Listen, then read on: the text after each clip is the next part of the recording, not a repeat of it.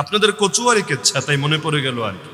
কচুয়া এক মাহফিলে আসলাম, কোন এলাকা আমার এলাকার নামও স্মরণ নেই, এত কিছু স্মরণ রাখাও মুশকিল ব্যাপার। সেখানে বয়ানে ওঠার আগে রুমের মধ্যে একজন হুজুরের সঙ্গে দেখা, নাম আমি বলবো না, কোন ইঙ্গিত দিবেন না, দেব না, যত চেষ্টা করেন আপনারা ইনশাল্লাহ বের করতে পারবেন না, তো সুতরাং গীবত হওয়ার আশঙ্কা নেই। তিনি রুমে এসে ঢুকলেন, আমার দিকে নজর পড়লো। তখন আমি এত পরিচিতও না, দুনিয়ার সবাই যে চেনে বিষয়টা এমনও না। যারা একান্ত মহাব্বত করে বা বইয়ের সাথে লেখালেখির সাথে যেহেতু আগ থেকে জড়িত, যারা আমার পাঠক আছে এরা মোটামুটি চেনে, বাকিরা উল্লেখযোগ্যভাবে অত চেনেও না, আর চেহারা তো অত মার্কা মারাই না। তো দেখা যাচ্ছে এখন যিনি এসে ঢুকলেন তিনি জিজ্ঞেস করছে বক্তা কে। এখন দেখিয়ে দিল এই যে ইনি হলেন বক্তা। কারণ টুকটাক তখনও বয়ান করি, টুকটাক করি না, ভালোই করি, কিন্তু তখন আমি ভিডিও করতে দিতাম না কখনো, তখন শুধু অডিও করা যেত, মানে শুধুমাত্র আমার ভয়েস শোনা যাবে কিন্তু চেহারা দেখা যাবে না, এই নীতিতে তখন বিশ্বাসী ছিলাম। পরবর্তীতে পরিস্থিতির কারণে এই মূলনীতি থেকে বেরিয়ে আসতে বাধ্য হয়েছি। তো এখন তিনি চেহারা চেনেন না কিন্তু নাম শুনেছেন, এখন এসে জিজ্ঞাসা করলো বক্তাকে, দেখালো আমাকে। এখন আমার মাথায় তখনও কালো পাগড়ি, এখনও যেমন কালো তখনও কালো পাগড়ি। আমি সাদা পাগড়িকে অপছন্দ করি বিষয়টা এমন না, তবে হাদিসের মধ্যে যেহেতু আলাদা করে বহুত হাদিস আছে কালো পাগড়ির ব্যাপারে, আর তার চাইতে বড় সুবিধা হলো কালো পাগড়ি পরলে আমি দুইটা ফজিলতের দিক খুঁজে পাই। এক নম্বর হলো ইসলামের দুশ্মনদের কলিজায় জ্বলে, আর ওদের কলিজায় জ্বালাতে পারাকেও আমি ইবাদত মনে করি। ولا يطؤون موطئا يغيظ الكفار ولا ينالون من عدو نيلا إلا كتب لهم به عمل صالح ليغيظ بهم الكفار। এই জাতীয় আয়াতকে সামনে রেখে আমি এটা মনে করি, এমন যত পদক্ষেপ আছে দ্বীনের যেই পদক্ষেপগুলো নিলে কাফের মুশরিকদের কলিজায় আগুন জ্বলবে, প্রেক্ষাপটের কারণে সেগুলো নেক নিয়তে করলে ইবাদত হয়ে যায়।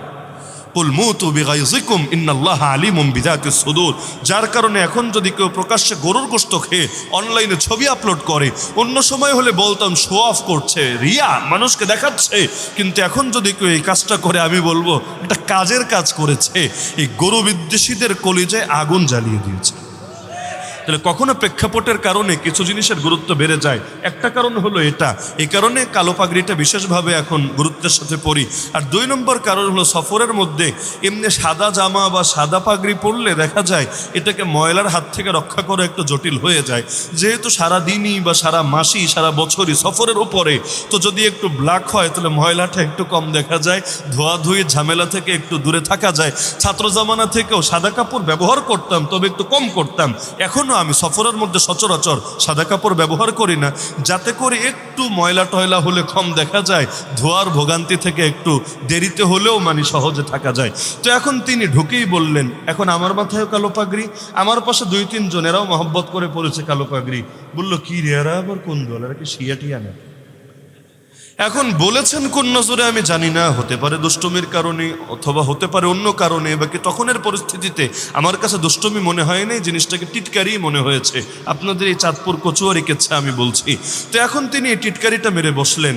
আল্লাহকে সাক্ষী রেখে বলছি, ওই সময় অন্তরে খুব বেশি বেদনা পেয়েছিলাম। বেদনা আম মানুষ বললে পাই না। আম মানুষ যদি বাবরি চুল নিয়ে টিটকারি মারে, আম মানুষ যদি পাগড়ি নিয়ে টিটকারি মারে, এমনকি জামা নিয়ে দাড়ি নিয়েও যদি টিটকারি মারে, মনে বেশি আঘাত লাগে না। কারণ যারা অবুঝ তারা তো অনেক কিছুই করতে পারে। আল্লাহুম্মা গফির লিকওমি ফাইন্নাহুম লা ইয়ালামুন। নবীও দোয়া করেছিলেন, আল্লাহ আমার এই মূর্খ জাতিদেরকে ক্ষমা করে দেন, ওরা জানে না, ওরা বোঝে না কার গায়ে হাত তুলছে, কার গা থেকে রক্ত ঝরাচ্ছে। তো যার কারণে ওরা অনেক সময় অনেক বড় কাজ করলেও দেখা যায় ওইভাবে অভিশাপ দেয় না। আমাদের হাতে যারা হাত করা পড়িয়েছে, আরে আমাদেরও তো তখন লজ্জা লেগেছে। মিডিয়া এসে যখন সামনে ছবি তুলেছে তখনও তো লজ্জায় মাথাটা নত হওয়ার মতো উপক্রম হয়েছে, কিন্তু তাদের ব্যাপারে আলাদা আলাদা করে প্রত্যেকের ব্যাপারে অনেক সময় ক্ষমাও চাইতো যে হুজুর আল্লাহর হস্তে মাফ করে দেন, না হলে আমাদেরও দিল মানছে না। কিন্তু কি করার, এখন আদেশ আর আমার এটা ডিউটির অংশ, না করে উপায় থাকে না। তো দেখতাম যে এই রকম অসহায় বা সাধারণ একটা মানুষ, তারই আমি চূড়ান্তভাবে অভিশাপ দিয়ে লাভ কি? ও অপরাধী সন্দেহ নাই, কিন্তু তার চাইতে বড় অপরাধী তো তারা যাকে ওকে এই কাজে বাধ্য করেছে। তো এখন দেখা যায় সাধারণ মানুষদেরকে এত অভিশাপ দিয়ে কি লাভ? কারণ তারা অনেক ক্ষেত্রে অবুঝ, অনেক ক্ষেত্রে মাহজুর, অনেক ক্ষেত্রে তাদের গাফলতি অলসতা।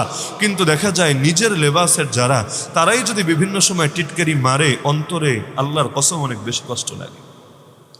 এখন যদি বিষয়টা এমন হয় যে যেই বিষয়টা নিয়ে টিটকারি মারলে সেটা তার নিজের বিপক্ষেই যায়, অনেক সময় মানুষ নিজের পায়ে নিজে কুড়াল চালায়।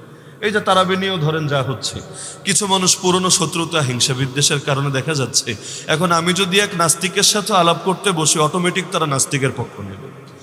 ওই বিদেশি এক মেয়ে যার নারীবিদ হওয়া, ফেমিনিস্ট হওয়াটা মোটামুটি স্বীকৃত বিষয়, ইসলামের বহুত বিধানের অপব্যাখ্যা করেছে, আমরা তাকে নিয়েও যখন প্রতিবাদ করেছি একটা দল দেখা যায় পুরনো হিংসা বিদ্বেষের কারণে এখানেও হক মাসালা বা ইখতিলাফের ঊর্ধ্বে থাকা সর্বসম্মত মাসালার পক্ষে না গিয়ে নারীবাদীর পক্ষে অবস্থান নিয়েছে।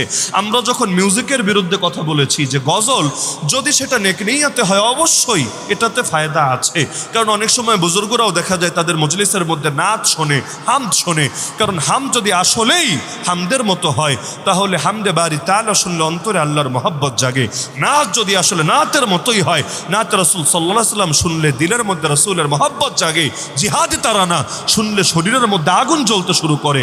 কিন্তু যদি এগুলোর মধ্যে গান বাজনা মিশিয়ে, নারীদেহ মিশিয়ে এগুলোর মূল থিমটাই নষ্ট করে ফেলে, তাহলে বিষয়টা হয়ে যায় এমন যে দুধের মধ্যে এনে গরুর মুড ঢেলে দিয়েছে। তা আমরা যখন এগুলোর প্রতিবাদ করেছি কিছু লোক দেখা যায় সব জানে, সব বোঝে, মাসালার সাথে দ্বিমত করছে না, করার সুযোগও নাই, না কোরআনের আলোকে, না মাযহাবের আলোকে, না কোনো ফতোয়ার আলোকে, তবুও গিয়ে বিপক্ষে অবস্থান নিচ্ছে। তার মানে তাদের মূলনীতি হলো ওনার বিরোধিতা করতে হবেই হবে। এখন এটাই যদি হয় কারো মূলনীতি, সেই ক্ষেত্রে তো ঝামেলাই বটে। তো দেখা যায় এভাবে যদি কেউ রাগ ঝাড়তে চায় তাহলে সমাজের মধ্যে ফিতনা তো ছড়াবেই ছড়াবে। তো এখন এই জাতীয় মানুষরা যদি টিটকারি মারে মনে কষ্ট লাগবে না? লাগবেই। আপনার ভাই আপনার বিপক্ষে, কারই বা ভালো লাগবে?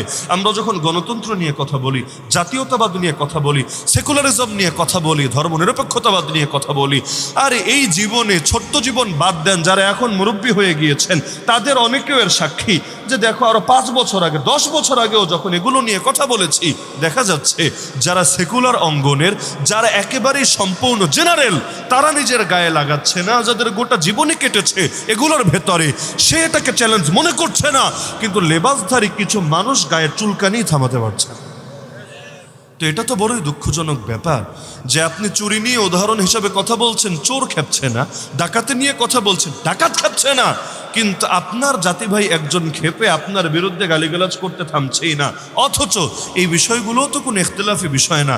গণতন্ত্র নিয়ে কথা বললে মুসলমানের গায়ে লাগবে আবার কোন দুঃখে? হ্যাঁ, এখন যদি কথাটা বিশেষ কাউকে ইন্ডিকেট করে বলা হয় তার লাগতে পারে, কিন্তু দেখবেন সাধারণ হুকুম বয়ান করতে গেলেও কিছু মানুষ চুলকাতে শুরু করে দিয়েছে। করে নাকি করে না? তো যার কারণে জমিনের মধ্যে এই জিনিসগুলো মুশকিল হয়ে যায়। তো যে প্রসঙ্গে বলছিলাম যে দেখা যায় যে ইসলামী শিক্ষাটা না থাকলে মানুষ নিজের অজান্তেই কুফর এবং শিরকে জড়িয়ে যায়, যার হাজার হাজার দৃষ্টান্ত বাংলাদেশে আছে।